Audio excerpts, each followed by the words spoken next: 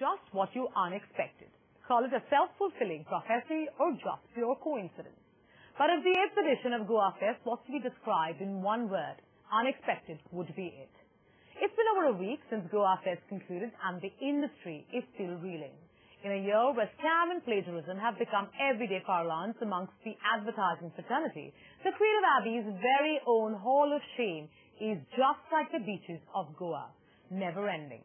Goa Fest 2013 has brought with it the murky withdrawal of nearly 10 Creative Abbeys with new allegations surfacing every day and a Grand Prix winner facing charges of plagiarism.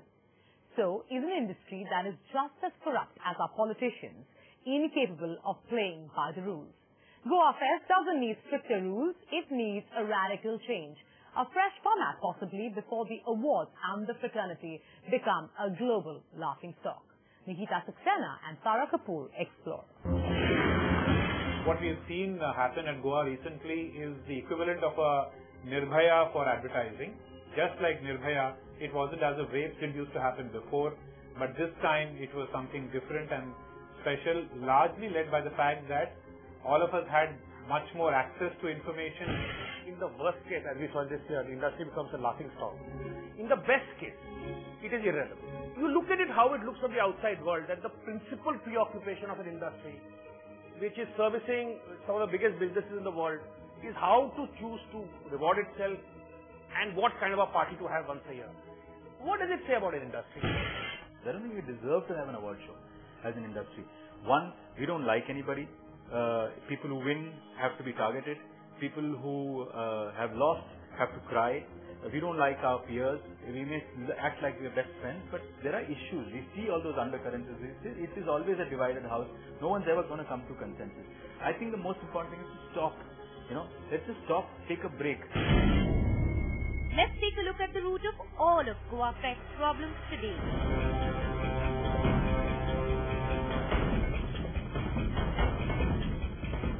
Scammers. Be it creative directors across top agencies or upcoming talent, the message is loud and clear. Wake up!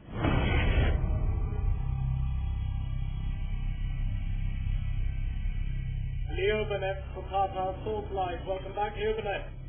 Proactive work may be illegal, but it's still crucial for that all-important peer recognition. And the route for this glory is through path-breaking content that clients may or may not approve otherwise. This self-indulgent industry is also of the opinion that scam ads aren't a scam, they're just a necessary evil. Permission, not permission, if it were to win accolades all over the world, everyone would have really forgotten about all that. I think proactive work is very good. Proactive work is very good. Is it a good thing to create proactive work for your clients? I think there is nothing wrong with that. It is essential, especially from a creative perspective. I don't think it is some sacrilegious bad thing when people create ads with the intent of displaying excellence.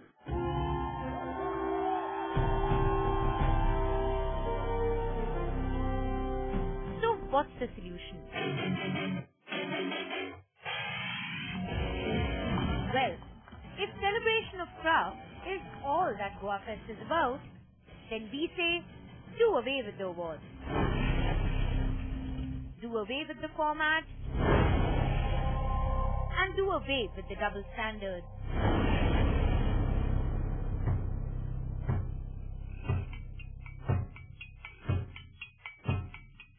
Make the Abbeys a true display of creativity and follow the structure of a fashion show or an auto show.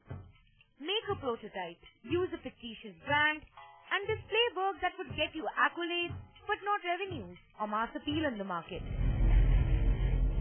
A perfect situation in which agencies promote new talent, experiment to their heart's content, and do not compromise their clients or the credibility of the very awards that have so much gravitas for the ad fraternity. The fashion industry never says that please give us a cash memo of a Linking Road shop that somebody has bought it.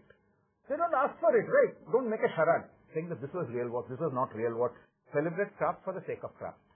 Then it may or may not necessarily be linked to clients. When you see fashion shows, you see clothes that don't necessarily sell in the store of that designer. So I would say, yeah, do awards. Do a showcase award show which recognizes and rewards pure play creativity. But if it's going to be fictitious work, create fictitious brands. Call it alpha cars, beta soft drinks. And so there's no restriction from client, no restriction from anything. You look at the car shows, you see all these super sports cars who will never ever be produced, but they are giving you a good glimpse of where the future technology is going.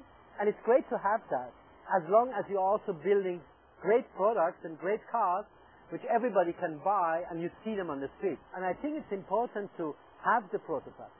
And I'm motivating all people, but also the industry, to say, look beyond the barriers, look outside the box, play around and try to be innovative, which is important.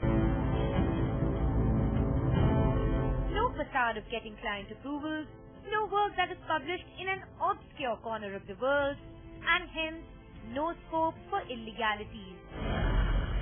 So once you take away the scam versus real thing, it hopefully will solve the creative director politics, because every creative director now has a free rein to go and do anything he or she wants.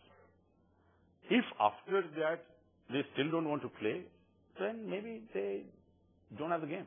That's where the opportunity lies to bring in the so-called scam and legitimize it under proactive, unreleased, or whatever category they want to name it, so that people don't get into this ugly space called scam. Those are the changes that I'm saying need to be brought into Goa Fest, so that it brings the legitimacy back into the show.